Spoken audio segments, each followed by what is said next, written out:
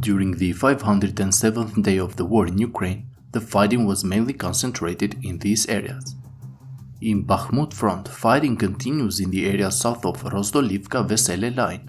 However, during the last few days, no territorial changes have been reported from this part of the front line.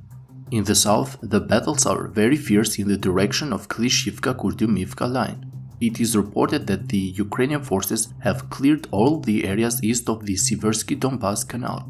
Fierce fighting continues for the control of the heights west of Klishchiivka. Russian sources reported that after a counterattack, their forces recovered about 500 meters in the forest areas west of Klishchiivka.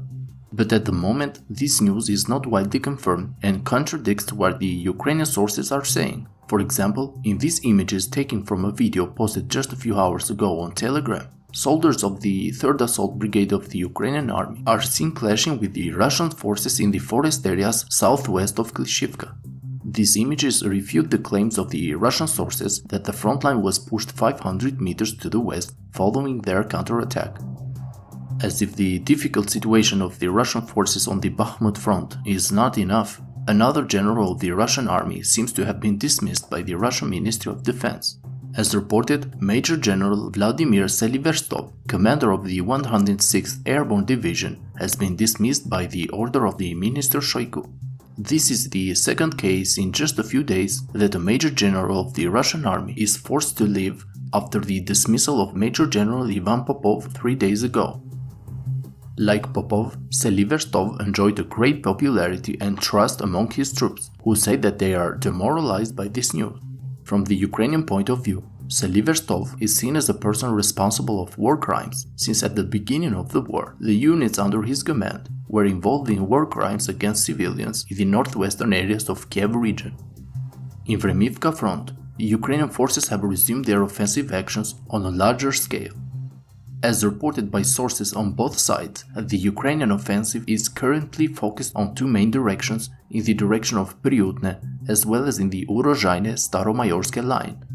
Regarding the situation in Pryytne, Russian and Ukrainian sources confirmed that the Ukrainian forces are already quite close to the village. Yesterday, a Russian source reported that Ukrainian and Russian forces are separated only by a small river located in the northern part of the village.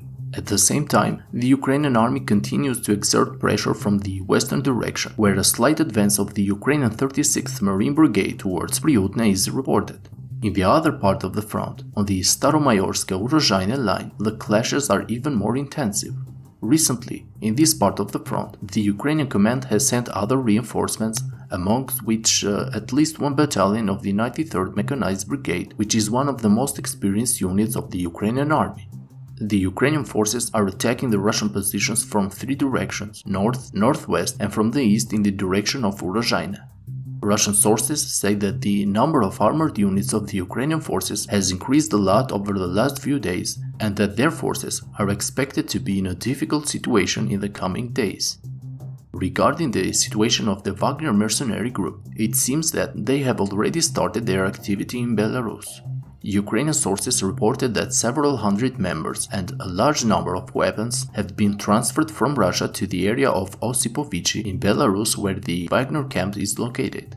It is reported that Wagner Group has started to recruit and train new members, as seen on this video posted on the Russian Telegram channels. According to Ukrainian sources, their border guards are closely monitoring the movements of the Wagner Group in Belarus.